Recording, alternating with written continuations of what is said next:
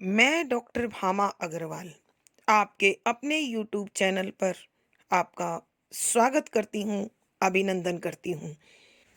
आइए बच्चों, आज हम सूर्यकांत त्रिपाठी निराला द्वारा रचित विधवा नामक कविता का अध्ययन करते हैं। यह उनके काव्य संग्रह परिमल में संकलित है और प्रगतिवादी विचारों से ओतप्रोत है। यहाँ कवि ने विधवा की जो त्रासदीपूर्ण स्थिति है, जो सदियों से भारतीय समाज का अभिन्न अंग बनी हुई है, उसका अत्यंत मार्मिक चित्रण किया है। विधवा के मानसिक तनाव को बड़े भावपूर्ण शब्दों में स्पष्ट किया है। यहाँ उन्होंने बताया है कि बड़े लंबे समय से भारतीय समाज में विधवा को उपेक्षित, अभिशापित, शोषित, प्रताड़ित जीवन जीना पड़ता है। उसके दर्शन को अपशकुन और दुर्भाग्य का कारण माना जाता है। इस समाज में विधवा के प्रति किसी के हृदय में कोई सहानुभूति, संवेदना, भावना नहीं दिखाई देती और उसके दुखपूर्ण जीवन के कष्टों के निवारण की ओर भी किसी का ध्यान नहीं जाता है। ऐसे दयनीय जीवन को जीती हुई वो अपना जीवन यापन करती है और समाज के तथाकथित बड़े सम्मानित लोगों के द्वारा अपमानित और शोषित होती रहती है।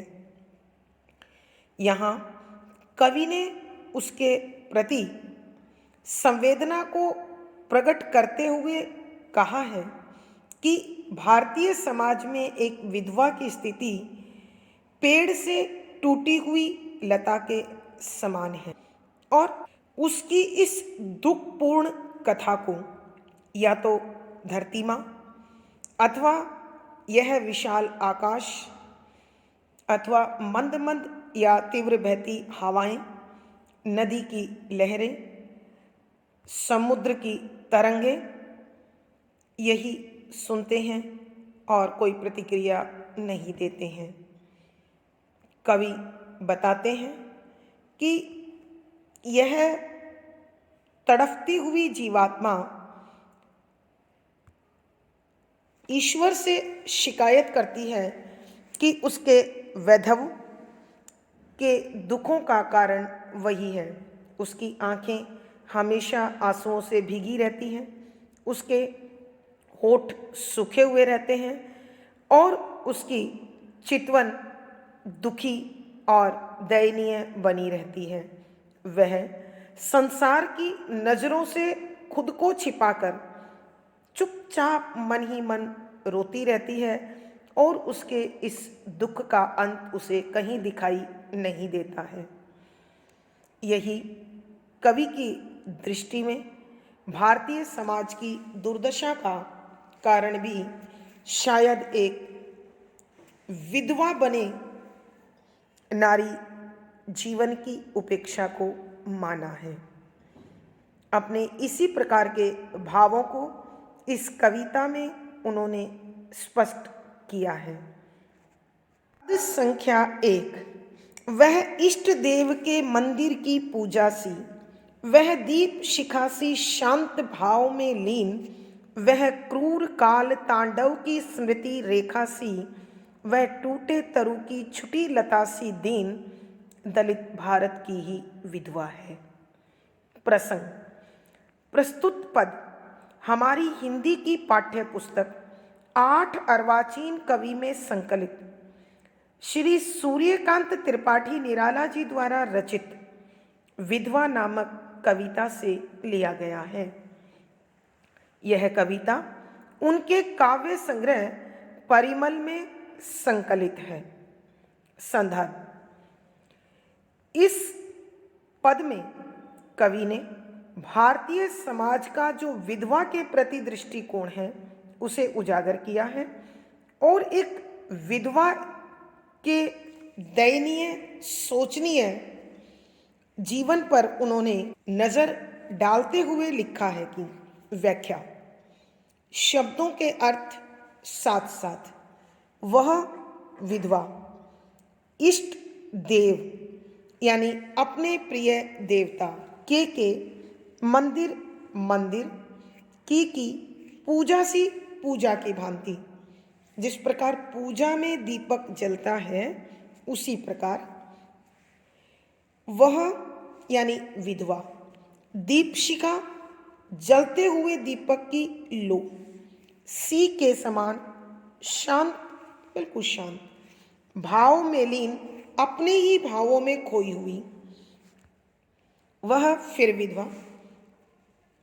कवि कहते हैं कि भारतीय समाज में विधवा का जीवन अत्यंत दुखों से भरा हुआ होता है और उसके चेहरे की चितवन, उसकी आंखों की नमी और सूनापन, भविष्य के प्रति उसकी स्थिति को चित्रित करते हुए कवि कहते हैं कि यह भारत की विधवा ऐसे दिखाई देती है मानो अपने आराध्य देव के मंदिर की पूजा के समान हो।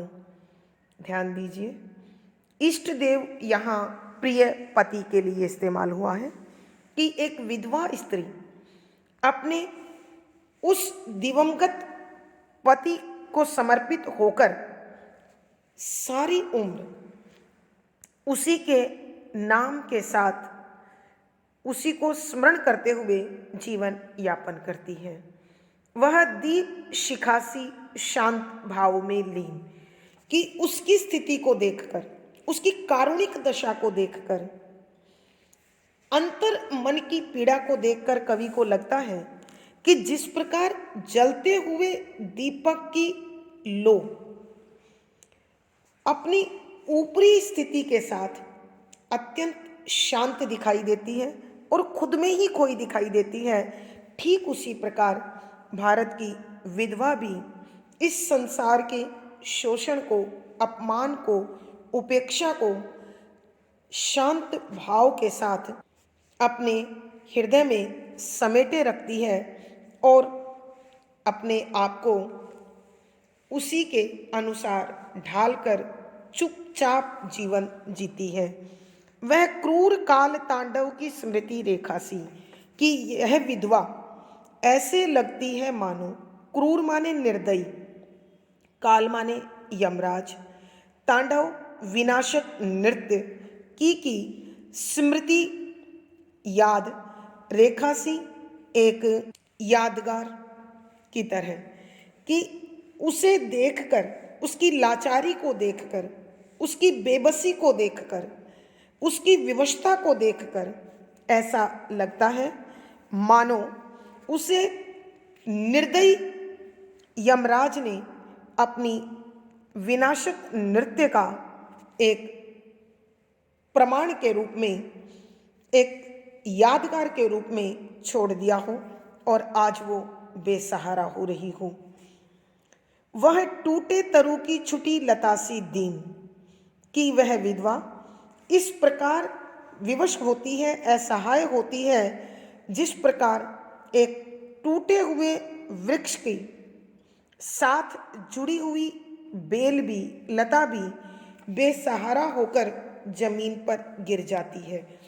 ठीक उसी प्रकार वह अपने दिवंगत पति की मृत्यु के पश्चात भारतीय समाज में वैधवों का जीवन जीती है और विवशता के साथ लहू का घूंट पीती हुई, बिखरे हुए जीवन को ढोती हुई अपने जीवन के शेष दिनों को पूरा करती है। दलित भारत की ही विधवा है कि ऐसी विधवा शोषित भारत की है कि जो शोषित भारत की दयनीय स्थिति है वो भी इस विधवा से कुछ कम नहीं है। शायद भारत के शोषण का कारण भी इस विधवा की दयनीय स्थिति ही हो। कवि ने ऐसी आशंका जताई है। एक बार फिर कवि कहते हैं कि भारतीय समाज में एक विधवा स्त्री अपने दुखी जीवन के साथ इस प्रकार जीती है मानो वह अपने आराध्य देव की मंदिर की पूजा के समान हो, अर्थात पूर्ण वैराग्य से भरे हुए जीवन से युक्त जीवन जीती है। उसके मन की पीड़ा, उसके मन के भावों की स्थिति को स्पष्ट करते हुए कवि कहते हैं कि जिस प्रकार वह दीप शिखासी शांत भाव में लीन, कि जिस प्रकार दीपक की लो उसका ऊपरी भाग पूर्ण शांत और अपने आप में खोया हुआ दिखाई देता है, ठीक इसी प्रकार विधवा भी अपने मन के भावों को अपने अंदर समेटकर पूर्ण शांत और अपने में खोई हुई रहती है। वह क्रूर काल तांडव की स्मृति रेखा सी कि भारत की यह विधवा ऐसे लगती है मानो निर्दयी यमराज ने अपने विनाशकारी नृत्य की एक यादगार के रूप में उसका जीवन लाचार, विवश और बेसहारा बना दिया हो। वह टूटे तरु की छुटी लता सी दीन, कि वो ऐसी लगती है मानो किसी टूटे हुए वृक्ष में सहारा ढूंढने वाली लता भी बेसहारा होकर जमीन पे पड़ जाती है, पृथ्वी पे गिर जाती है। ठीक उसी प्रकार भारत की विधवा भी अपने पति के देह अवसान के बाद, मृत्यु के बाद, उसी के नाम के साथ अपना संपूर्ण जीवन विवशता के साथ, लाचारी के साथ, बड़ी दयनीय स्थिति में जीती है। उसका जीवन पूर्ण रूप से बिखर जाता है और जीवन में खुशियाँ, आनंद, उल्लास सब समाप्त हो जाते हैं। दलित भारत की ही विधवा है कि कवि कहते हैं यह शोषित, पीड़ित और पिछड़े भारत की विधवा की एक दयनीय स्थिति का सजीव चित्र है।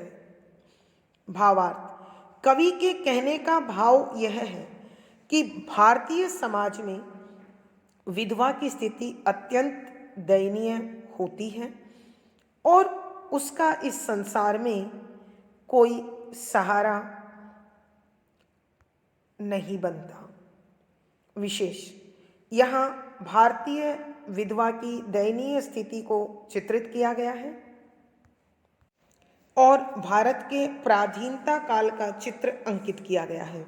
शुद्ध साहित्यिक खड़ी बोली का प्रयोग है, करुण रस है, प्रसाद गुण है, मुक्त छंद है, उपमा, रूपक, अनुप्रास, पदमैत्री, उदाहरण आदि अलंकारों का सुंदर सटीक प्रयोग हुआ है।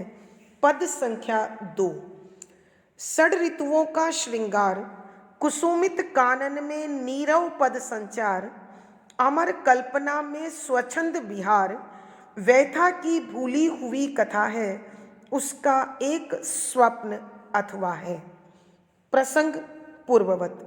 संदर्भ, यहाँ कवि भारतीय विधवा की कारुणिक स्थिति का अत्यंत मार्मिक चित्रण खींच रहे हैं। कवि कह रहे हैं कि प्रकृति और जीवन सब बदली हुई ऋतुओं के अनुसार आनंद लेते हैं, मगर विधवा के जीवन में जो एक उजड़ा हुआ मौसम आता है वो कभी नहीं बदलता है।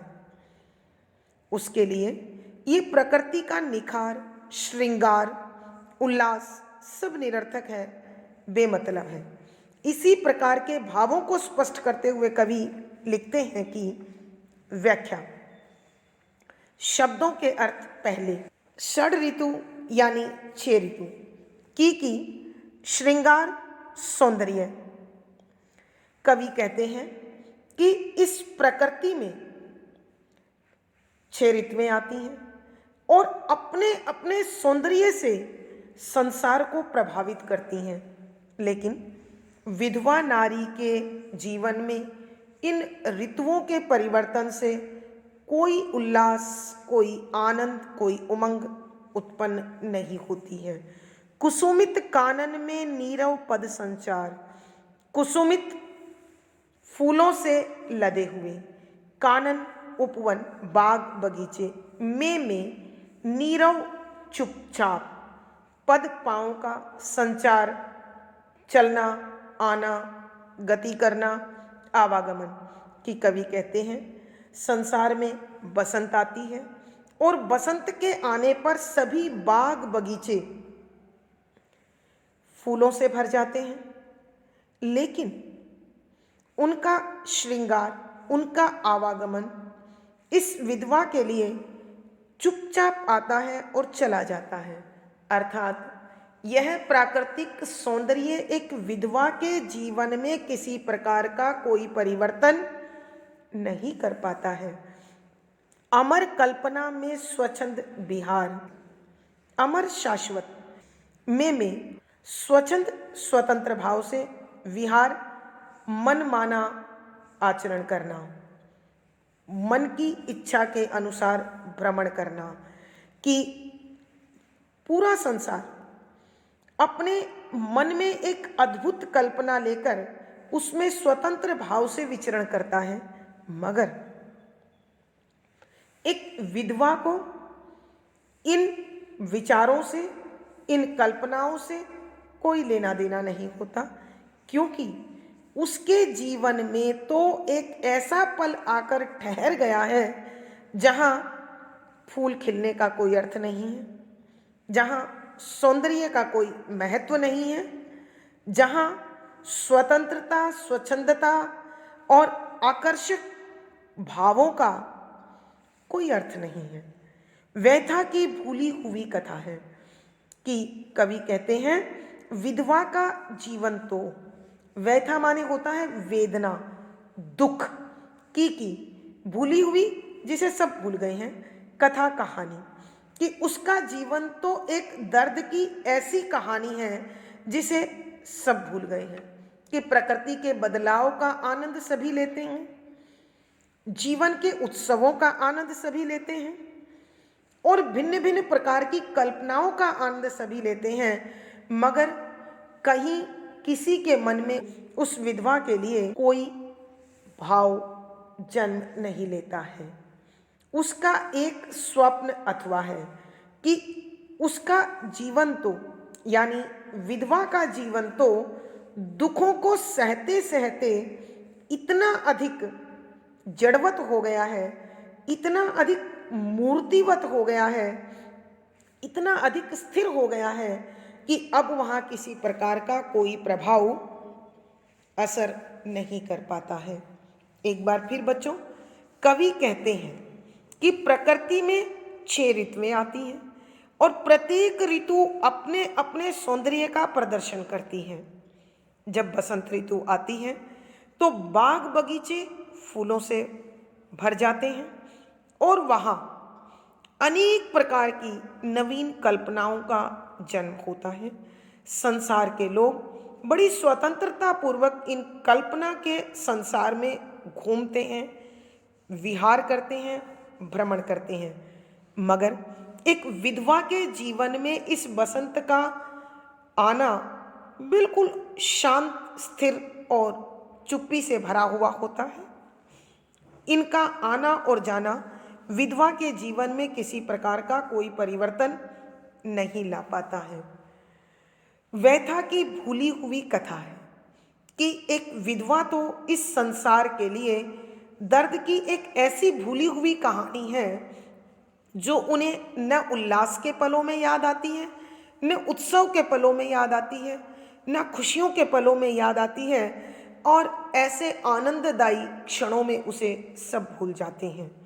इस विधवा स्त्री के द्वारा जो जीवन जिया जा रहा है वो इतना शांत है, इतना स्थिर है, इतना जड़वत है, इतना मूर्तिवत है कि वहाँ किसी भी प्रकार की कोई हलचल, कोई गति किसी आनंद का आगमन असंभव सा प्रतीत होता है। कवि के कहने का भाव यह है कि विधवा स्त्री के जीवन में किसी प्रकार के परिवर्तन की कोई संभावना नजर नहीं आती है। केवल उसकी मौन पीड़ा, उसकी आंखों से बहते अविरल शांत आंसू और उसके मन में उमड़ते दर्द के सागर के सिवा उसका साथी संसार में कोई नहीं होता। विशेष यहाँ विधवा की कारुणिक स्थिति का मार्मिक चित्रण है। शुद्ध साहित्यिक खड़ी बोली का प्रयोग है। करुण रस प्रसाद गुण है। मुक्तक छंद है, गे शैली है। इन पदों में रूपक, अनुप्रास, पदमैत्री आदि अलंकारों का सुंदर सटीक प्रयोग हुआ है। धन्यवाद बच्चों। आशा है आपको सब अच्छी प्रकार से समझ में आ रहा होगा। वीडियो को लाइक कीजिए, शेयर कीजिए और चैनल सब्सक्राइब कीजिए। आपका दिन और जीवन मंगलमय हो, इसी शुभकामना के साथ धन्यवाद, आभार।